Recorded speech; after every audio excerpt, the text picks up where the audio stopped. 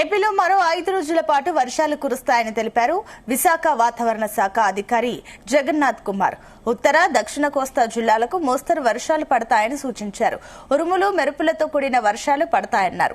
తీరం వెంబడి గంటకు 40 నుంచి 50 కిలోమీటర్ల వేగంతో గాలులు వీస్తాయని, మత్స్యకారులు చేపల వేటకు వెళ్లొద్దని హెచ్చరికలు జారీ చేశారు.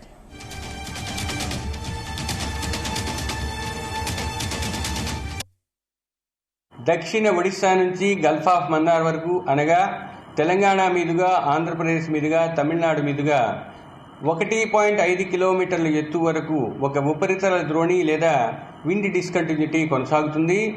దీంతో పాటుగా కొన్ని ప్రాంతాలలో వార్మియర్ అడ్వెక్షన్ కూడా ఉన్నందువల్ల రాష్ట్రంలో ముఖ్యంగా కోస్తా జిల్లాలతో పాటు రాయలసీమలోని 1-2 చోట్ల తేలికపాటి నుంచి మోస్తరు ఉరుములతో కూడిన మెరుపులతో కూడిన వాతావరణం రాబోయే 5 రోజులు కూడా ఉండే అవకాశం 1-2 చోట్ల ఉన్నది.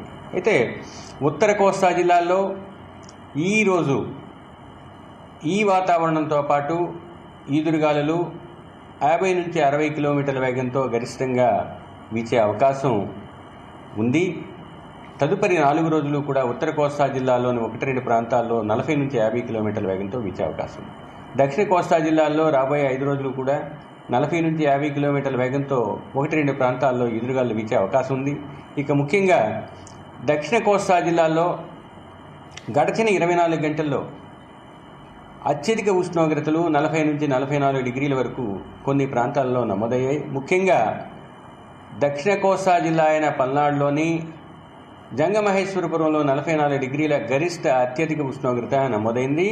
ఇక అమరావతిలో 41.7, నెల్లూరులో 41.6, నందిగామలో 41.6, కావలిలో 41.4, ఎన్టీఆర్ జిల్లాలోని విజయవాడలో 40.6 మరియు ఒంగోలులో 40 డిగ్రీల గరిష్ట ఉష్ణోగ్రత నమోదైంది.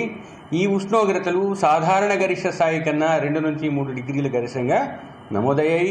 ఇదే పరిస్థితి రాబోయే 3 రోజులు దక్షిణ కోస్తా జిల్లాల్లోని 1-2 చోట్ల ఉండే అవకాశం ఉన్నందువల్ల ఆ 3 జిల్లాలకు వేడిమితో కూడిన తేమతో కూడిన అసౌకర్యమైన వాతావరణం ఉండే హెచ్చరికను తెలియజేయడం జరిగింది.